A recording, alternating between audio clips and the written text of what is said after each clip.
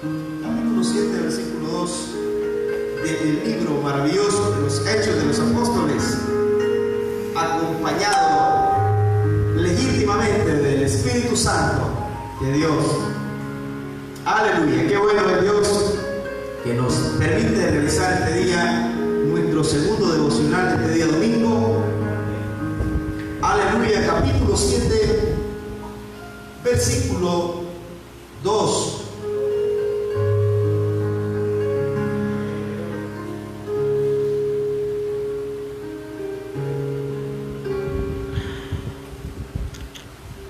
Quiero invitarlo a que se vaya al 6, ahí mismo, 6, versículo 8.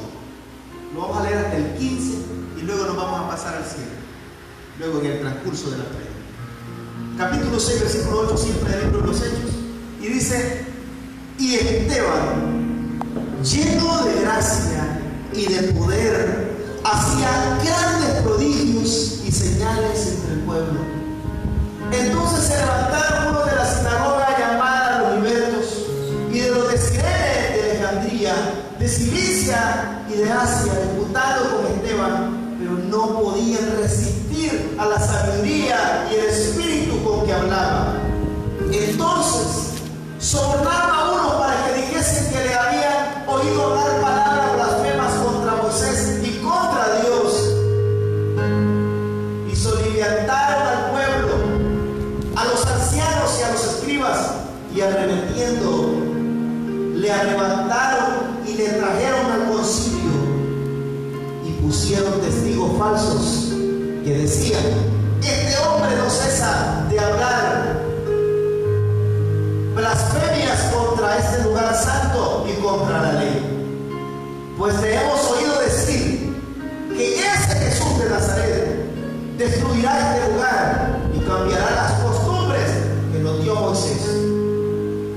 Entonces todos los que estaban sentados en el concilio, al fijar los ojos en él, vieron su rostro como el rostro de un ángel. Pueden sentarse. Ya oramos, ya pusimos todo en las manos del Señor, y ahora vamos a abrir nuestro corazón para que el Señor hable a nuestras vidas. Bendito sea su nombre. Vamos a iniciar, amados hermanos, diciendo de que en la vida de todos nosotros hay algo que no podemos detener, y son las etapas que nos van acompañando a lo largo y ancho de nuestra vida. Son las etapas de pasar de niño a convertirnos en adolescentes, y a convertirnos más tarde en adultos responsables. Y esas etapas, en realidad, nadie puede saltárselas, pero sí podemos obviar algunas cosas. Y el peligro de obviar las cosas es que nosotros no estemos actualizados con la vida que estamos viviendo, valga la redundancia, en este tiempo. Es que todas las cosas que hayan acontecido en nuestra vida no hayan servido para que nosotros entendamos en qué etapa de nuestra vida estamos. Y vamos a notar este día en las Escrituras que Dios es un Dios que no cambia, pero que sí hace que los tiempos cambien, muden, sean transformados. El tiempo de la ley ya pasó. Antes del tiempo de la ley hubo tiempo de gracia, cayó el tiempo de ley, volvió a caer tiempo de gracia. Y el problema de todo lo que estamos a punto de comenzar a hablar es que si nosotros no nos actualizamos con lo que en este tiempo nos está tocando vivir, y con lo que Dios quiere hacer en este tiempo con cada uno de nosotros, va a haber, hermanos, dificultades para que podamos hacer la obra de Dios, para que podamos caminar como el Señor nos pide. Pues esta historia es muy hermosa, y esta predicación va a ser interesante porque vamos a enfocarnos en la vida de un hombre llamado Esteban, que se convirtió en uno de los primeros servidores de la iglesia primitiva. Tanto así fue que nace en medio de una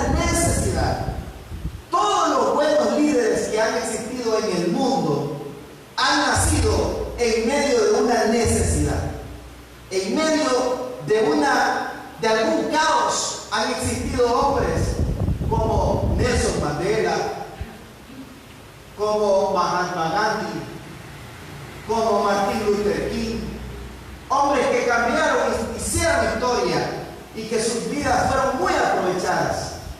Hombres como el apóstol Pablo, hombres como el apóstol Pedro, hombres como los discípulos y también como nosotros, mujeres y hombres como nosotros, que existieron en un tiempo en el cual fueron claves. La misma Madre Teresa de Calcuta, un tiempo clave donde fue utilizada para hacer algo diferente, pero entendieron los tiempos, entendieron qué es lo que Dios les había enviado a hacer. Y en esta escritura que tomamos como base, vemos a aquel personaje que fue llamado como un diácono en el libro de los Hechos, en el capítulo 6, fue llamado como un diácono. Pero miren cómo son las cosas con Dios. Usted puede estar siendo llamado este día para hacer algo en la iglesia, pero Dios va a determinar en el tiempo lo que Dios quiere que usted sea. Amén, hermano. Amén. Hoy puede usted ser llamado a cualquier ministerio. Por eso lo interesante aquí es no decir no. No es decir no me gusta, no es decir no puedo, sino decir, heme aquí, envíame a mí. Estoy dispuesto a servirte. Y eso es lo que Esteban comenzó a hacer desde el principio. En la elección, dice la Biblia, que en el capítulo 6, versículo 5, que Esteban era un varón lleno del Espíritu Santo. Oiga eso, lleno del Espíritu Santo. No lo está diciendo Esteban. Alábate el extraño, dice la palabra. Que no te alabe tu propia boca. Porque yo puedo decir, ay, yo tengo el Espíritu Santo. Pero la gente que dice que lo tengo o no lo tengo. Entonces, alábate el extraño y no se alabe tu propia boca. Me gusta porque Esteban era un hombre que la gente tenía un testimonio de él. Porque eligieron a 7 varones. Y de aquella gran multitud que había, uno de ellos fue Esteban. Y Esteban era el hombre correcto para poder servir en las mesas. Porque inició como un servidor de mesas. Y iba a iniciar como el que le iba a cazar agua a las ancianas. Imagínense cuál era el gran trabajo que le había asignado. A que no le faltara la porción de alimento a las ancianas. A que fuera neutral en el trabajo, de no descuidar las viudas. Esa fue la primera comisión de Esteban. Pero más tarde, y no años, sino meses, sino un par de versículos más tarde, aproximadamente 8 versículos más tarde, viene a aparecer Esteban otra vez, lleno de gracia, lleno del poder de Dios, haciendo grandes prodigios y señales en el pueblo. Oye, algo distinto a lo que Dios lo había llamado al principio. Pero Dios cambió su ministerio, lo transformó en un ministerio diferente. Porque Dios que va mudando las cosas, las va cambiando, va diciendo, Dios va ordenando nuestra casa. Yo no sé cuántas veces a usted le ha pasado que siente que su casa está como desordenada y comienza a decir usted, yo que siento que quizás voy a pasar este sillón para allá, la manta la voy a amarrar al lado. Cuando llega la gente a la casa, ¿y qué hiciste? Hizo un cambio, hizo algo y se siente bien con el cambio que hizo. Claro está, muchas veces hacemos cambios en nuestra vida, malos también. Porque la Biblia dice que hay caminos que al hombre le parecen correctos, pero su fin es de muerte. Pero Esteban estaba haciendo cambios, hermanos, especiales en su vida. Esteban estaba lleno del Espíritu Santo. Y dice que al ver que estaba manifestándose la gracia de Dios en la vida de Esteban, hubo un altercado. Entonces se levantaron, dice el versículo 9, capítulo 6 del libro de los Hechos, uno de la sinagoga llamado los libertos y de los de Cirene y de Alejandría, de Cilicia y de Asia, disputando contra Esteban. Oiga, contendiendo contra Esteban sobre la palabra de Dios, y sobornaron a unos para que diese testimonio, hermano, que no era verdadero, que él hablaba palabras en contra de Moisés. Porque ¿a qué se refería todo eso? Vamos a ir viendo el discurso de Esteban. Es muy largo, voy a tratar de no ser cansoso esta mañana, pero les voy a hablar de 5 puntos especiales del discurso de Esteban. Fíjense que el discurso de Esteban fue una memoria completa desde el tiempo, hermanos, de Abraham hasta Jesús.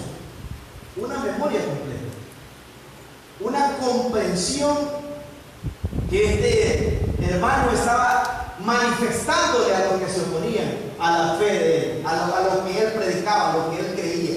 Y dice que era tan fuerte el mensaje de él. No es que era gritón, no es que era mal hablado, sino que era tan persuasivo que nadie le podía hacer frente.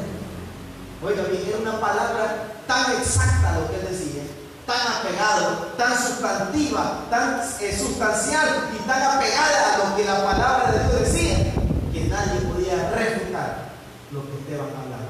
Y qué maravilloso. Pero entonces se levantaron contra él y pusieron falsos testigos que decían: este hombre no se cansa de hablar palabras blasfemas contra el lugar santo. Hombre, desaparezcámoslo, acabemos con él. Hoy en la mañana hablábamos que a Jesús se le acusó de lo mismo. A Jesús se le acusó de lo mismo, de hablar blasfemias contra el templo, de hablar blasfemias contra el mismo imperio romano, y fue acusado en mal. Vieron testigos falsos. También, amados hermanos, en la vida de Esteban estaba a punto de acontecer esto. Entonces todos los que estaban sentados en el concilio, al fijar en los ojos, miren cómo estaba la gloria de Dios con este muchacho. Vieron el rostro como el rostro de un ángel. Miren qué bonito. Vieron el rostro de un ángel. Eso pasa cuando nosotros somos inocentes en algo. Y también no solamente inocentes, sino que cuando la gloria de Dios está con nosotros. Porque nuestro rostro, nuestra apariencia es transformada, es cambiada. Entonces, ahora sí, el capítulo 7. El sumo sacerdote dijo: ¿es esto así? Y entonces él dijo: varones hermanos y padres, oigan, el Dios de la gloria apareció a nuestro padre Abraham estando en Mesopotamia, antes que morase en Harán, de donde salió. Primer punto: Dios puede utilizar a cualquiera de nosotros. No me quiero saltar ese punto. Dios puede utilizar a cualquiera de ustedes, a mí y a ustedes, a cualquiera. Él no hace acepción de personas. Lo que necesitamos es buscar la llenura del Espíritu Santo. Si usted anda lleno del Espíritu, usted va a sentirse parte del reino de los cielos y va a poder trabajar bien para Dios. Lleno del Espíritu Santo es andar lleno de sus frutos, andar lleno de sus dones, pero sobre todo andar de nuevo en el corazón para predicar. Ahora imagínense cómo empezamos a observar cómo este muchacho que fue nombrado para servir en las mesas era un hombre sabio y lleno del Espíritu Santo. Superaba a muchos de los discípulos en cierta forma. Vemos que los apóstoles tenían prácticas. Si usted ve en el libro de los Hechos una de las prácticas, y no quiero meterme mucho a esto para no detenernos acá, pero capítulo 3 de los Hechos, miren las prácticas de los apóstoles. ¿De quién eran discípulos los apóstoles? De Jesús. Eso significaba que ellos eran cristianos, eran seguidores de Cristo, de sus enseñanzas. Y el capítulo 3 dice: pero Pedro y Juan subían juntos al templo a orar a la hora novena. Ir al templo en este tiempo era una práctica o una enseñanza o parte de la adoración judía. O sea, de que ellos nunca se desligaron de las enseñanzas judías. Quiero que me entiendan bien esto. Pedro no se desligó jamás de las enseñanzas judías. ¿Por qué tuvo tanto problema el apóstol Pedro más tarde con el apóstol Pablo? Porque cuando Pedro veía a los judíos, le daba pena relacionarse con los gentiles y se apartaba de ellos. Pero cuando no estaban los judíos cerca, Pedro era un amor por los gentiles. Entonces Pablo le dice: mira Pedro, decidiste, porque estamos en Cristo y ahora ellos también son parte de la promesa. No sé si me está comprendiendo esta mañana. Entonces, el punto al que quiero llegar es que Pedro todavía y Juan todavía estaban bajo las enseñanzas judías. Estaban practicando, y no era malo, no era malo. El problema era que esto le cerraba la mente a muchos. Porque cuáles eran las prácticas que todavía se llevaban a cabo. Se circuncidaban los niños. O sea, de que si Pedro engendró hijos en el lapso después de su llamamiento, después de andar con Jesús, Pedro lo circuncidó. Aún Pablo circuncidó a Timoteo, porque uno de sus padres, entre su padre y su madre, el padre de él tenía raíces más griegas y su madre era judía. Entonces Pablo le dice: para que te acepten en esa iglesia tenés que circuncidarte, aunque nosotros sabemos que ya no tendrías que haber hecho eso, porque ahora eres libre en Cristo Jesús y estás apartado de todos los rituales de la ley. Pero Timoteo se sujetó a la circuncisión por causa de la conciencia de los hermanos. Pero eran prácticas que estaban tan ligadas, y el que no practicaba eso estaba fuera del reino de Dios. Entonces, veamos también que hubo un hombre importantísimo llamado Ananías, pero no es Ananías el de la Zafira, es otro Ananías.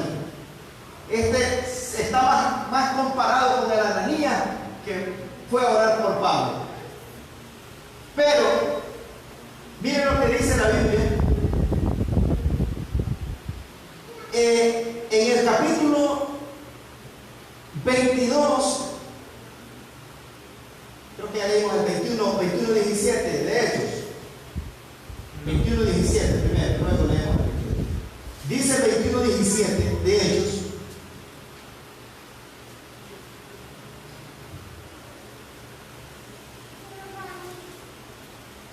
aleluya. Cuando llegamos a Jerusalén, los hermanos nos recibieron con gozo, y al día siguiente Pablo entró con nosotros a ver a Jacobo, y se hallaron reunidos todos los ancianos, a los cuales, después de haberles saludado, les contó por una de las cosas que Dios había hecho entre los gentiles por su ministerio. Y cuando ellos oyeron la palabra, glorificaron a Dios y le dijeron: ya ves, hermano, cuántos millares de judíos hay que han creído, y todos son celosos por la ley. Oiga, ¿cuántos judíos ha creído? Pero todos son celosos por la ley. O sea, Pablo los convence. Pablo los llevó a convencer con la ayuda del Espíritu Santo a que aceptaran que Cristo era el Señor. Pero seguían siendo celosos con sus viejas costumbres. Todavía. Y este era el problema de lo que le vengo hablando desde el principio: la actualización de lo que hoy estamos haciendo. Celosos de sus costumbres antiguas. El 22:12 de Hechos dice: entonces uno llamado Ananías, oiga, cuando Pablo relata su conversión, dice que este hombre llamado Ananías fue a orar. Versículo 12: entonces uno llamado Ananías, varón piadoso según la ley, y que tenía un buen testimonio de todos los judíos, y ahí moraba. Y Ananías era un siervo de Jesucristo, pero también era un hombre que practicaba al pie la ley. Esto se me hace a mí bien familiar. Esto se me hace a mí como el problema que tenemos, que nosotros no queremos cambiar lo que somos y dejar que realmente Cristo transforme nuestra vida. O sea, tenemos una conversión,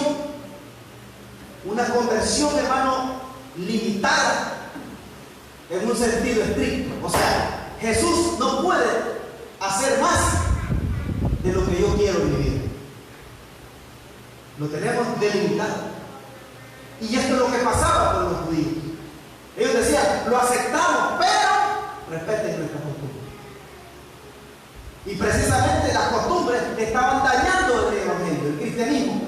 Porque ya venían los que eran convertidos de los gentiles y el judío le decía: si querés ser salvo y practicar muy bien lo que la palabra de Dios dice, tienes que circuncidar. ¿Por qué? Porque precisamente los judíos que eran cristianos convertidos, los judíos convertidos al cristianismo, ellos seguían circuncidando a sus hijos, sacrificaban animales y también eran personas que, a pesar de estar llenos del Espíritu Santo, oiga, llenos del Espíritu Santo, vivían bajo la ley. No es que aquel que vivía bajo la ley era mundano, o era un perdido, o era un pagano, o era alguien que no respetaba a Dios. Al contrario, los judíos que se convertían al cristianismo se llenaban del Espíritu Santo, pero seguían siendo celosos en sus costumbres. Y esto se convirtió en una gran barrera para el evangelio. Tanto así, amados hermanos, que fue tema de discusión. Hoy aprendemos que Jesucristo fue el fin de la ley. Y esto es lo que había que entender. Mira el capítulo 10 de Romanos, que dice, el capítulo 10, versículo 4 de la carta a los Romanos, dice: porque el fin de la ley, oiga, el fin de la ley es Cristo, para justicia a todo aquel que cree. El fin de la ley es Cristo, porque con Cristo inicia la gracia, el regalo de la salvación. Por sangre fuimos comprados, a precio de sangre, a precio de sacrificio. Hemos sido una vez más, hermanos, comprados, y ahora tenemos la esperanza de la vida eterna, pero a precio de sangre. Pero los judíos no querían abandonar lo que ellos practicaban anteriormente, y querían seguir creyendo que la salvación era por obras de la ley y no por el sacrificio emanado de la cruz del Calvario. Y aquí no estamos hablando de paganos, ya les dije. Aquí estamos hablando de judíos puros. Oiga, incluso como Ananías, llenos del Espíritu Santo y con buen testimonio en el pueblo. Y esto era tan difícil porque comprendemos que Jesucristo es el fin de la ley. Entonces, en los días de Esteban, la iglesia de Jerusalén no tenía entendimiento completo de la obra que había hecho Jesús. Solo habían escuchado, solo los habían persuadido, pero no entendían el sacrificio. O sea, era como cuando uno se convirtió, pero no sabía que tenía que dejar de decir malas palabras, hermano. Aunque aquellos no eran cosas malas las que hacían, al contrario, hacían cosas buenas de la ley. Lo mejor, eran excelentes en la ley, celosos. Pero nosotros en un sentido, todo lo contrario, lo bueno que ellos hacían, porque la ley no es mala. El problema es que creyendo que con las prácticas de la ley se salvaba el hombre, entonces en vano, decía Pablo, murió Cristo. Entonces, si usted cree, decía Pablo, que se salva por las buenas obras que usted hace, entonces Cristo en vano murió, en vano dio su vida, en vano fue avergonzado. Porque por la fe, el justo dice, vivirá. Y esta parte, amados hermanos, de la palabra de Dios nos da a conocer que no entendían cómo Jesús se relacionaba aún con el máximo representante de la ley, que era Moisés. No sabían que Jesús estaba aún jerárquicamente por encima de lo que era Moisés. Porque Jesús es el Salvador. Sus opiniones eran controladas por la antigua forma de vida. Esto está interesante para relacionarlo con nosotros. Habían creído por muchos años en el templo y en la ley, y no era fácil pensar de otra manera. Esteban había comprendido la preeminencia de Cristo. Esta preeminencia es superior a Moisés, y el mensaje de Esteban subraya la preeminencia de Jesús en medio de cualquier otra cosa. Y en el gran mensaje que Esteban comienza a dar desde el capítulo, como les mencionaba, desde el capítulo 7, del 12 en adelante de Romanos, el gran mensaje de Hechos, 7, 12 en adelante de Hechos, él comienza a decir: hermanos varones, Y padres, oigan, el Dios de la gloria apareció a nuestro padre Abraham estando en Mesopotamia antes que morase en Harán. Y le dijo: sal de tu tierra, sal de tu parentela y ve a la tierra que te mostraré. Entonces salió de la tierra de los caldeos y habitó en Harán. Y allí, muerto su padre, Dios le trasladó a la tierra en la cual vosotros habitáis ahora. Y comienza a dar una explicación acerca de lo que Dios hizo con la descendencia de Abraham. Y luego comienza a hablar de la descendencia de las 12 tribus, de cómo José y sus hermanos llegó a Egipto, de cómo en Egipto fueron apresados y cómo Dios utilizó a Moisés para poderlos sacar de Egipto, y cómo en el desierto recibieron las leyes que ahora eran los que ellos practicaban. Pero lo que estaba tratando de darles a entender Esteban es que había un proceso por el cual Dios los había a ellos hecho pasar, pero que cada proceso tenía cambios, que uno fue el llamado de Abraham, que otro fue el llamado de José, y que Dios en muchos tiempos venía utilizando a sus siervos, que Dios obra a través de cambios. Esteban era lleno del Espíritu y él estaba conocedor de que Dios tiene muchas formas de tratar con el hombre, de que Dios trató con Adán, con Abel, con Enoc, con Noé, pero Dios en cada uno de ellos cambió métodos. Él decidió empezar una nueva nación a través de un hombre, así que Dios reveló a sí mismo a Abraham y lo llamó para que se mudara de Mesopotamia a la tierra que le iba a mostrar y se iba a convertir en una gran nación. Entonces, entendiendo esta parte, Esteban daba a conocer que Dios es un Dios que genera cambios en la vida, y que el llamado, si nosotros ponemos aquí a dar testimonio, el llamado que Dios le hizo a usted no es el mismo que me hizo a mí. No fue en iguales circunstancias, mas sin embargo la salvación es la misma, pero son diferentes circunstancias en las que Dios me llamó a mí y lo llamó a usted. Dios también ayuda a sus hijos para que puedan encajar y soportar los cambios. Ejemplo, Jacob y sus 12 hijos se cambiaron de ciudad y fueron a vivir a Egipto. Se pasaron de vivir en un lugar, hermano, de pobreza inmensa en ese tiempo, para ir a vivir a Egipto.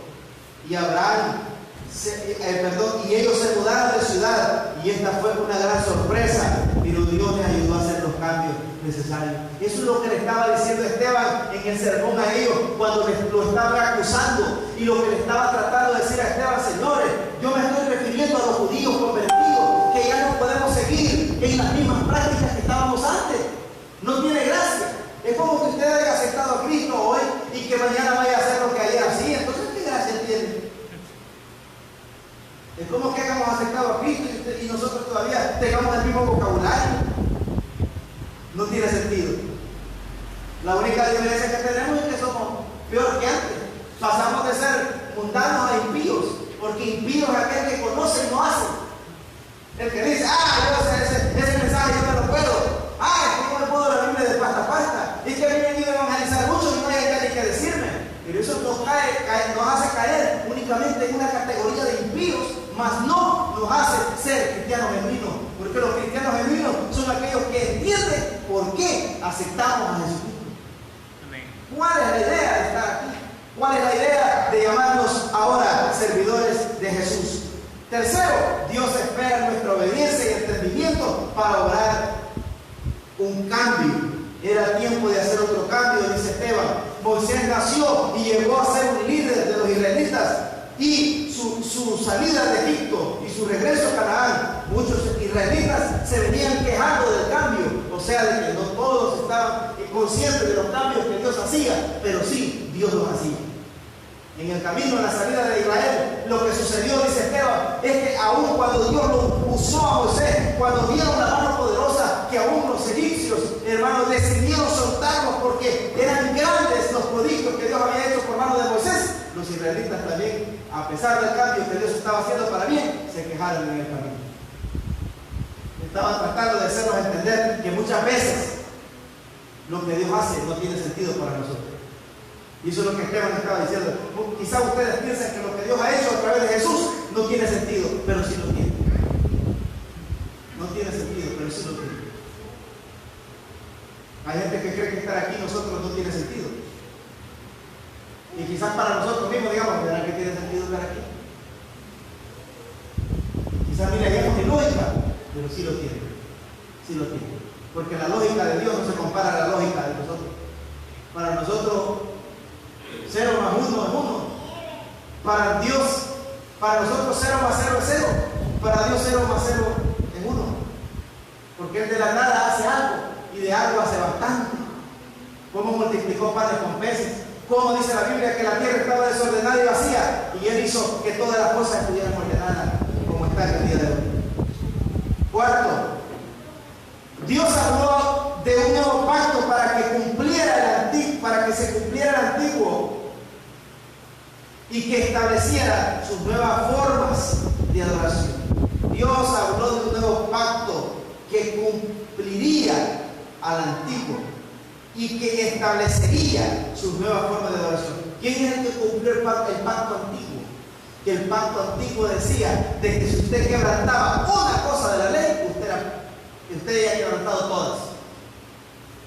Por eso que la Escritura dice que la letra mata. La ley, cuando se refiere a la letra, no está refiriendo al que sabe leer y escribir. Y nosotros le dirían, ¿y qué estás haciendo? Ah, que estás estudiando. Mira, para que estás estudiando una letra mata. No se refiere a eso. Cuando habla de eso se está refiriendo a la ley, a la letra, a la ley. La ley mosaica. Y Pablo dice, la mucha letra mata. O sea, ustedes muchas leyes tienen ahí en su perfil, muchas leyes de meten. Porque decían, si no estás circuncidado, te salvas. Si no entregas, si no cumplís todas las fechas como el calendario judío lo estipula, no te salvas. Y decía Pablo, bueno señores, ¿y qué ha pasado aquí? ¿Somos solamente una parte separada de los judíos más? ¿O somos seguidores de la iglesia? Entonces era lo que Pablo luchaba para que ellos entendieran. Oiga, y no estamos hablando de gente perdida, no estamos hablando de gente, amados hermanos, que andaba mal con Dios. Estamos hablando de gente que sí andaba con denuedo para servirle a Dios, pero que estaban queriendo vivir bajo los antiguos rudimentos que la ley establecía. Ahora, el cuarto cambio fue relacionado con la adoración. Los israelitas habían sacrificado el cordero de la Pascua. Ahora era tiempo para el tabernáculo. Esto no sería permanente y tendrían que transportarlo de un lugar a otro. Esto enfatiza el hecho de que Dios cambia de lugares. ¿Cómo andaban en el tabernáculo de reunión en el desierto? Los judíos. Lo tenían que armar, me imagino que se tardaban un día. Oiga, quizás meses en organizar bien el tabernáculo de reunión. Pero si ya decían, vaya, vamos a salir el otro mes, vamos preparando desde allá. ¿Qué tenían que hacer? Levantar todo el tabernáculo y llevárselo para otro lado. Ahora, el templo que representa el tabernáculo de Dios, que es el lugar donde su presencia está siempre. Ahora ya no está solamente, como dice el apóstol Pedro, en templos hechos de manos de hombres, sino que ahora dice, cada uno de ustedes y yo somos templo y morada del Espíritu Santo. Oiga bien, así como se mudaba en el desierto el templo, así también Dios ha hecho que cada uno de nosotros tengamos un templo. Un templo, y lo triste del templo es que puede llegar a ser, amados hermanos, convertido en cueva de ladrones. Tristemente, porque tu templo, tu cuerpo es templo y morada del Espíritu Santo. Y puede llegar a ser cueva de ladrones. ¿Por qué? Porque dice la palabra de Dios que Dios es celoso y quiere que usted tenga un tiempo para Él. Quiere que tengamos espacio para Él, que tengamos nuestro corazón destinado para servirle. También, estos templos del desierto no serían permanentes, tendrían que transportarlos a otro lugar. Esto enfatiza el hecho de que Dios cambia de lugares para que lo adoren. Dios quiere que usted lo adore en su casa, que lo adore en la calle. Por eso dice el apóstol, por esto digo que todos los hombres levanten sus manos en las calles, no importa dónde, pero oren, pídenle a Dios donde sea, que Dios les va a oír. Y esto es lo que nosotros creemos. Porque alguien puede decir, que yo solo voy a curarme. Llamen a la hermana fulana o al hermano fulano para que venga a orar por mí, porque Dios, si él ora así me sana. Eso es un error. Es el error más grande que puede tener un creyente. Porque la Biblia dice, entra a tu aposento, cierra la puerta. Mateo capítulo 7, versículo 7. Y estando en secreto, ora a tu Padre que ve en lo secreto. Y tu Padre que ve en lo secreto te recompensará en público.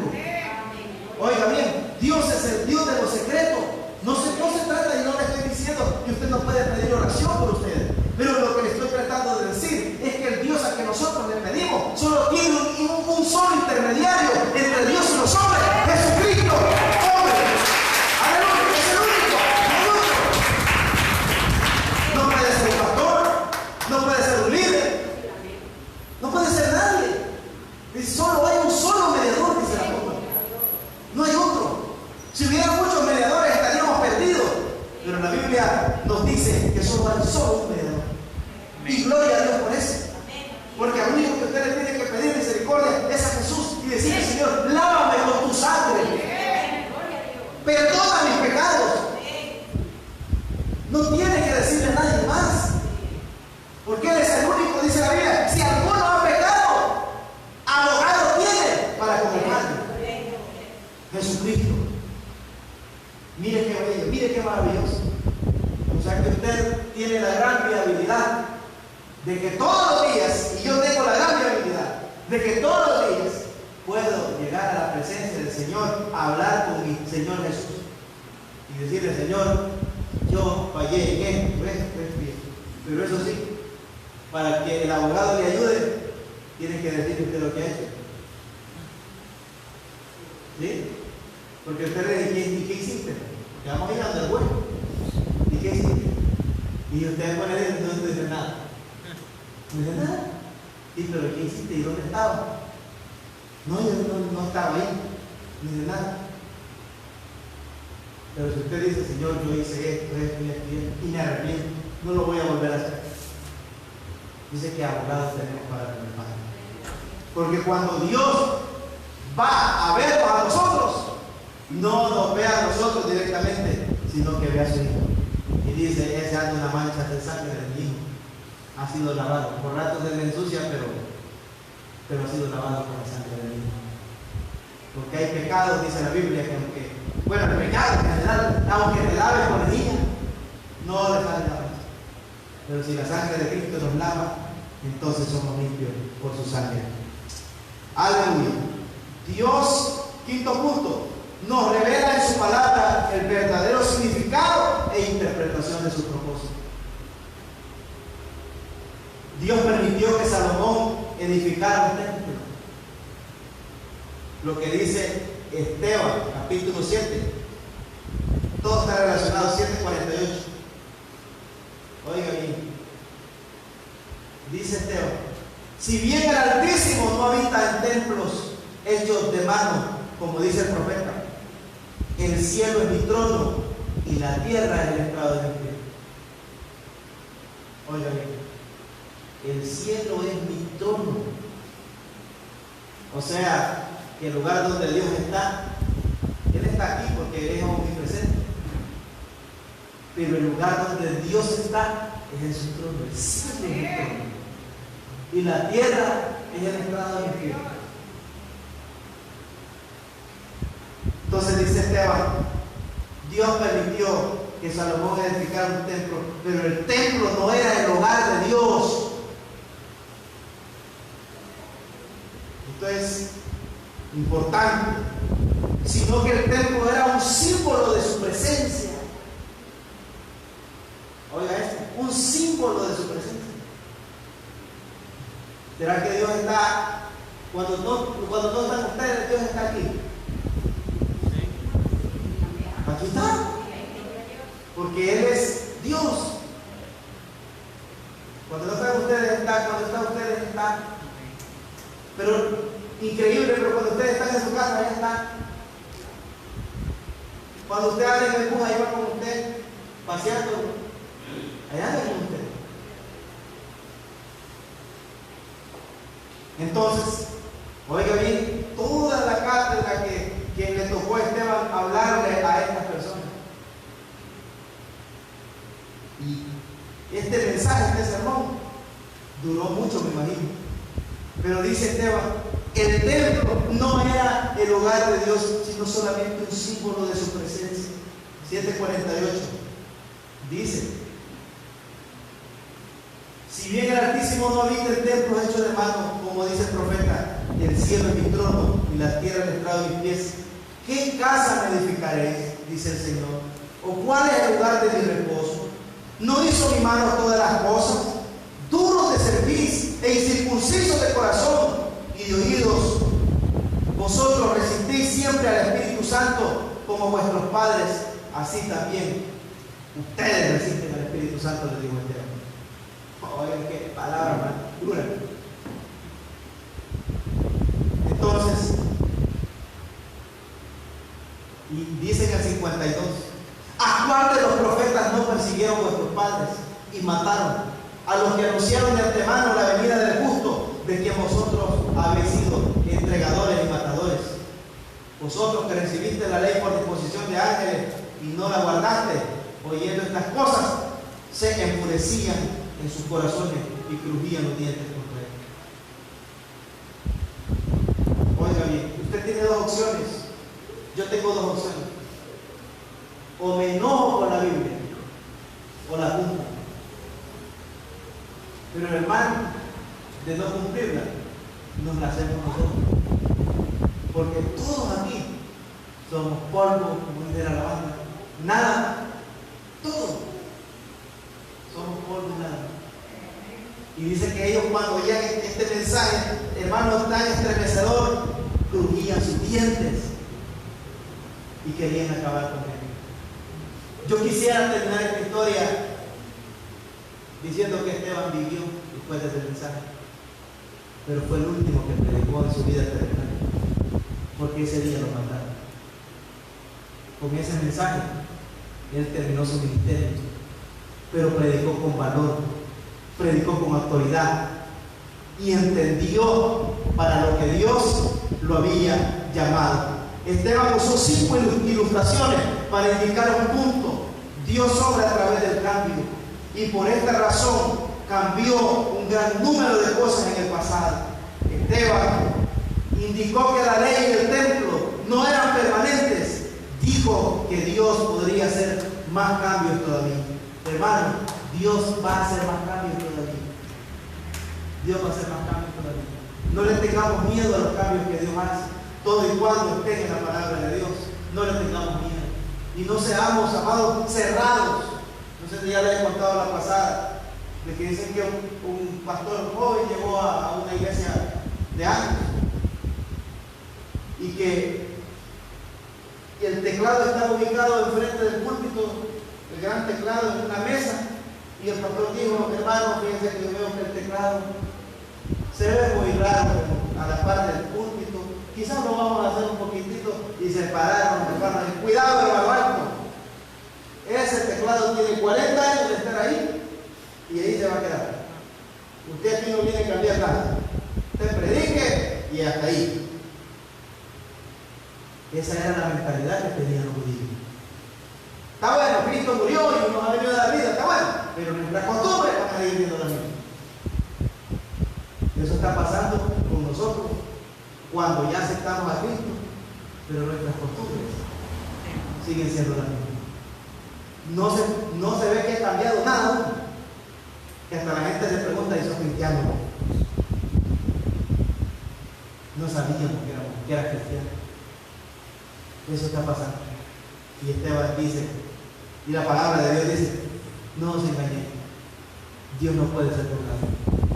Todo lo que el hombre siembra, eso mismo vamos a hacer. Eso mismo vamos a hacer. Estar aquí es un privilegio, Y es de inteligente, créanme. Ustedes son parte de esa gran población que ha tomado la mejor decisión de buscar a Dios. Yo también soy parte de esa decisión. Pero no solamente nos tenemos que quedar hasta ahí. No solamente tenemos que entender que hay clases de cambios que Dios quiere hacer. El Espíritu siempre debe ser el único que nos guía. Pero consideremos las siguientes preguntas. Oiga bien, ¿será que la iglesia debe hacer algo más para alcanzar almas? ¿Será? Sí, debemos hacer algo más. ¿Qué tenemos que hacer? Sumarnos al esfuerzo. Sumarnos al esfuerzo. Si la salvación fuera tan sencilla como aceptar a Cristo y sentarse en una silla, yo no creo que sea así de sencillo. Y no es así. Yo no sé si me van a pedar de agarrar hoy. Pero no es así de sencilla, no es así. La salvación que es en Cristo Jesús dice que el que persevere hasta el fin va a ser salvo. No es que ya lo tenemos alcanzado, estamos aquí porque estamos perseverando y queremos llegar al final. A menudo Dios está cambiando cosas y quiere cambiar cosas en nuestra vida, quiere cambiar cosas en nuestra familia, quiere cambiar cosas en nuestro corazón, en nuestras prácticas personales, en todo lo que nosotros hacemos.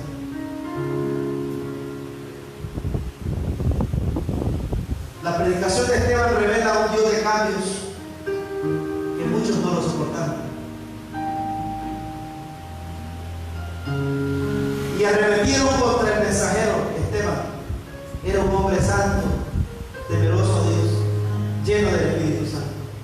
Murió modelando la predicación mientras lo apedreaban.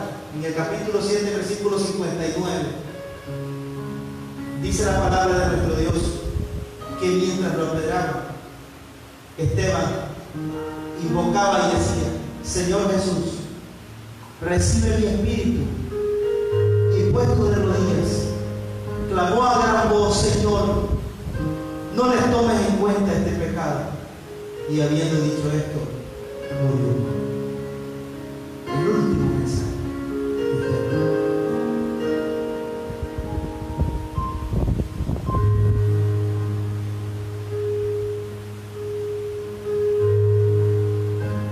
Si Jesús viene, hermanos, hoy, espera haya fe en la tierra, espera haya fe en nosotros, espera haya hijos e hijas comprometidos con Él. No se deje llevar usted por lo que otros dicen. Si otros no quieren vivir bien el evangelio, usted no lo haga. No le ponga atención, no le ponga cuidado a eso. Es problema de cada quien, es libre albedrío. Pero usted decida por usted mismo.